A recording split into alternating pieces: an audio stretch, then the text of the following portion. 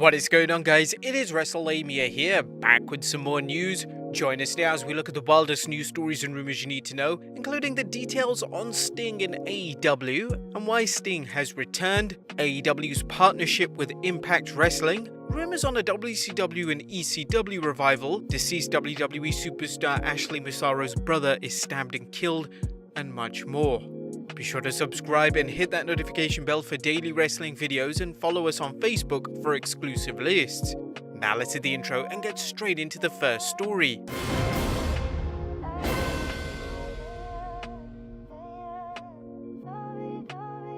Our first story is Sting in AEW. Yeah, the wrestling world is buzzing with the huge news that WWE Hall of Famer and WCW franchise player Sting is now All Elite.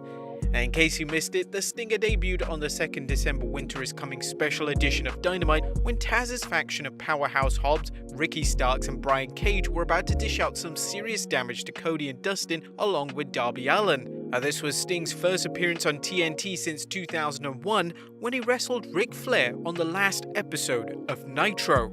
Now let's just get this one out of the way. Yes, the AEW World Heavyweight Championship did change hands last night and Kenny Omega is now the new title holder, but still, Sting is bigger news. It's now being reported that Sting has signed a multi-year deal with AEW and that he will be appearing on a regular basis. Dave Meltzer discussed Sting's signing during the latest episode of the Wrestling Observer Radio, saying, "He's going to be a regular on the television. It's not like WWE where he'd show up once every year or whatever. He's going to be on this thing." They wanted the idea of the big star from the old generation of TNT being back as a regular. There will be physical stuff, but I don't think he'll be taking bumps or anything like that.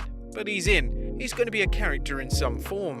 AEW didn't waste any time with Sting merchandise, releasing an entire line of Sting merchandising, including a hat, t-shirt, hoodie, and baseball bat. Okay, we made up the baseball bat collectible, but don't rule it out down the road. Sting owns the rights to his name and likeness, which means he'll likely receive a lucrative deal in licensing the rights to AEW and its partners. Rumor has it fans can expect an AEW Sting action figure very soon. But why did he sign with AEW? That's the big question fans are asking, is why AEW signed Sting.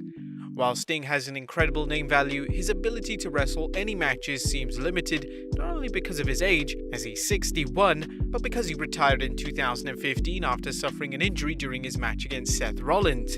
Nevertheless, both parties feel that there's something to be gained from the deal, as number one, money. AEW has shown they're not afraid to spend money if there's something to be gained. In Sting's case, we don't know the details of how much he's making, but it's likely he's making millions. That's usually an incentive for anyone, and in Sting's case, word has it he won't be taking any bumps, so it seems like a good amount of money for what are television and pay-per-view appearances. Number 2, reconnecting with his fans and fellow wrestlers. While Sting returned to wrestling when he worked for TNA, he didn't have the opportunity to connect with so many fans as he does with AEW.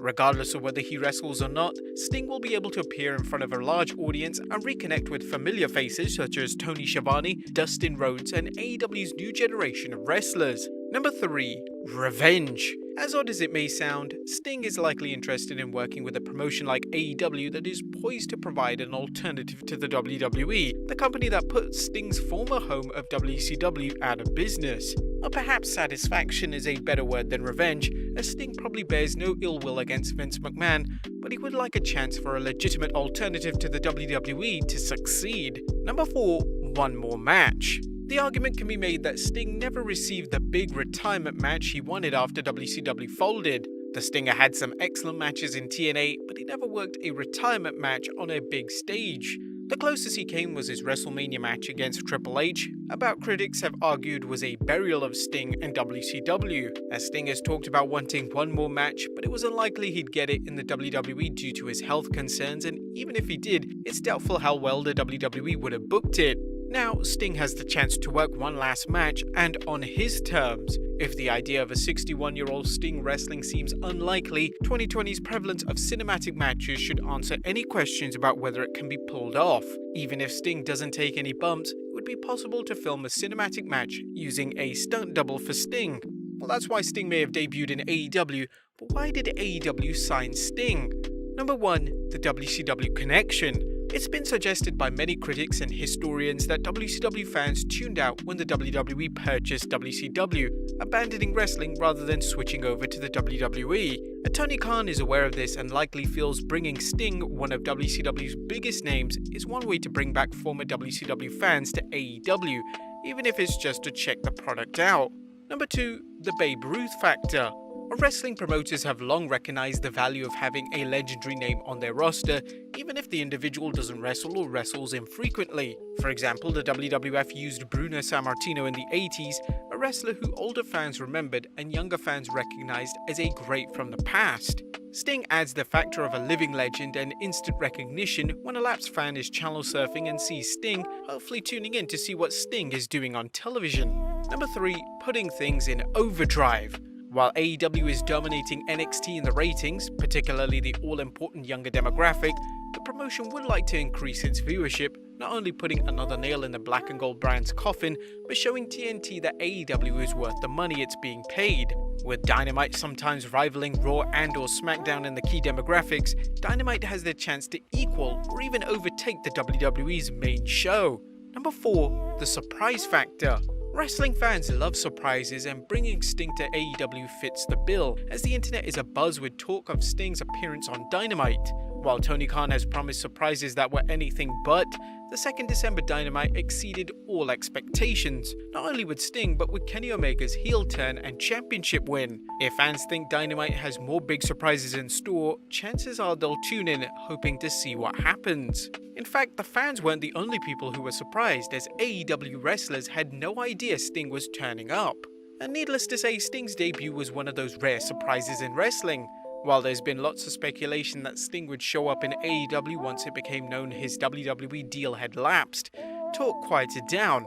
In any event, Fightful Select reports that Sting was nowhere to be seen the day of the show until right before he made his entrance. According to the Fightful report, every wrestler asked about Sting had no idea the promotion was bringing in the Stinger. Well, actually not everyone. Fightful notes that one person in AEW, who was not named, claims they heard about Sting signing with the promotion a while back. Whatever the case, kudos to AEW for giving fans a true surprise and one that has many fans talking. But again, that wasn't the only shocker of the night, as it appears AEW and Impact Wrestling have entered into a partnership. Now, Impact Wrestling announcer Don Callis provided color commentary during Jon Moxley's AEW World Championship defense against Kenny Omega, leaving the announce table and interfering in the match, giving Omega the opportunity to waylay Moxley with a microphone and take control of the match, pinning Moxley to become the new champion. As shocking as that was, it paled to Callis' comment that fans would have to tune into Impact Wrestling on Tuesday to find out what's going on.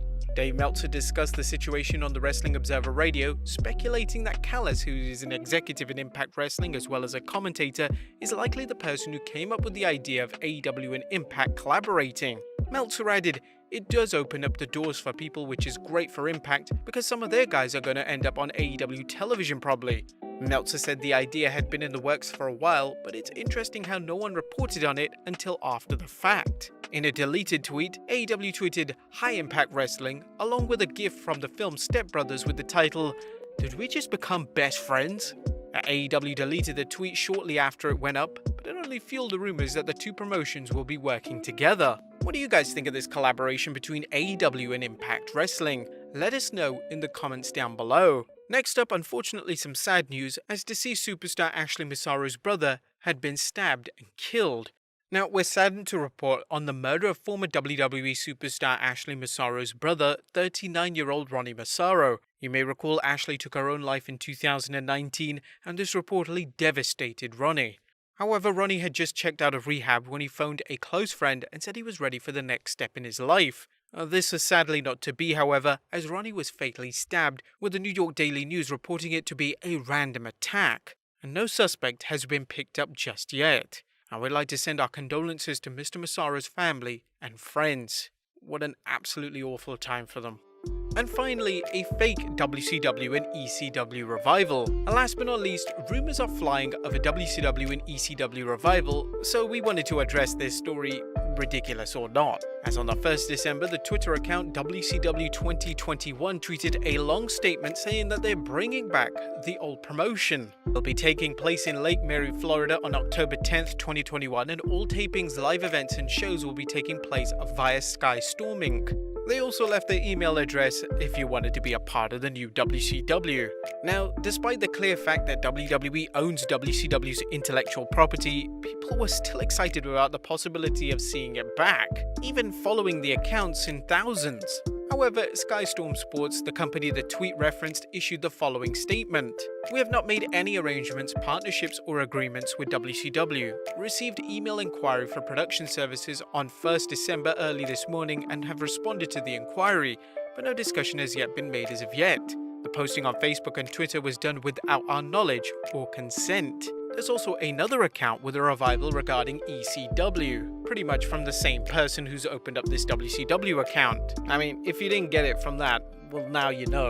But there you have it, guys, the wildest news stories and rumors you need to know. What did you guys think of Sting's return to AEW? Be sure to leave your comments down below, subscribe if you haven't already, follow us on Instagram and Facebook for exclusive lists, and we'll see you next time with some more wrestling content.